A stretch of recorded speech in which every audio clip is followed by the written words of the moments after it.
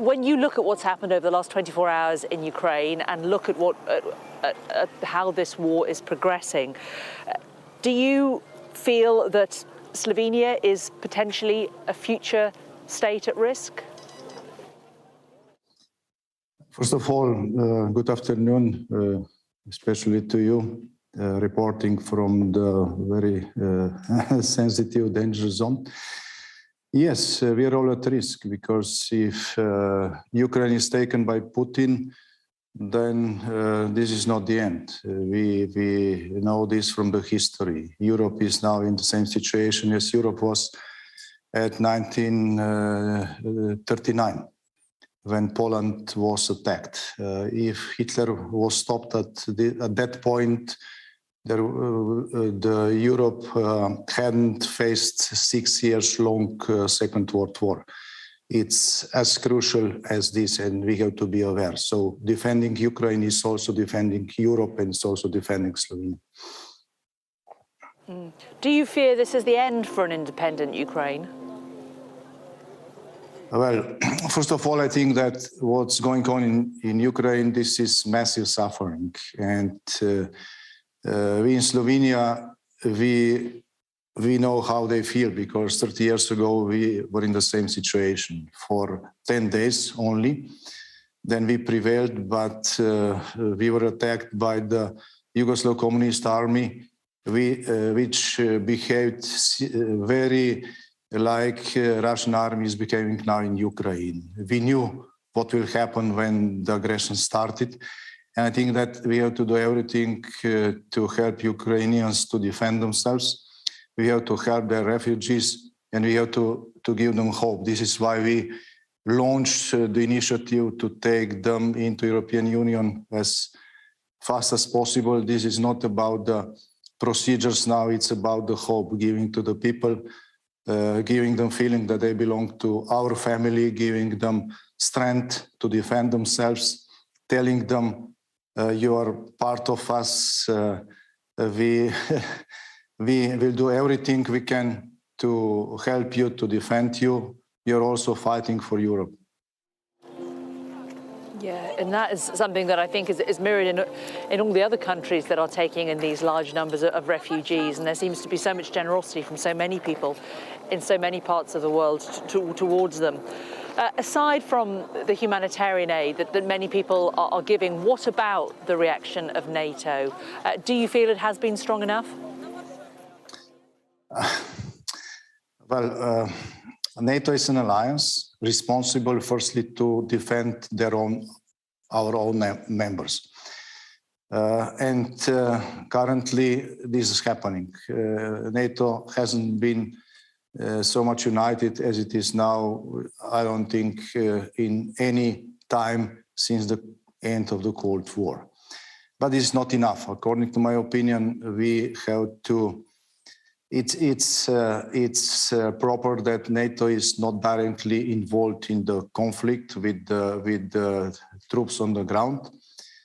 But currently we have to do everything to strengthen the air defense of the Ukraine.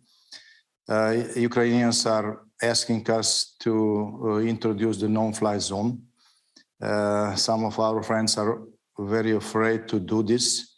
There are reasons behind this position. I proposed to introduce no-fly zone in Ukraine before the conflict started. If this has happened, then Russia would take all risk with starting the war with the NATO.